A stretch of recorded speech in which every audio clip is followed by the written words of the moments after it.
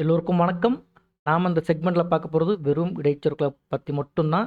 ஏன்னா இடைச்சொற்களை பயன்படுத்தி எப்படி வாக்கியங்கள் அமைக்கிறாங்க, வாக்கியங்கள் இடைச்சொற்கள் எப்படி உபயோகப்படுது அப்படிங்கிறத ப்ரீவியஸ் வீடியோவில் பார்த்துட்டோம். இது ஜஸ்ட் உங்களுக்கு ரீகேப் பண்ணுற மாதிரி இருக்கும், ரிவைஸ் பண்ணுற மாதிரி இருக்கும். சரிங்களா? ரைட். அதில் முதல் இடைச்சொல் வந்து கே பாத். கே பாத் அப்படின்னா பிறகு. கே பாத் பிறகு. கே சாத் உடன் கூட. கே சாத் உடன் கூட. के बाहर வெளியே. के बाहर வெளியே. के अंदर உள்ளே. के अंदर உள்ளே.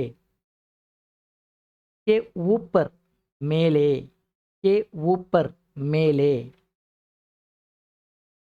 के बात பிறகு. के साथ உடன் கூட.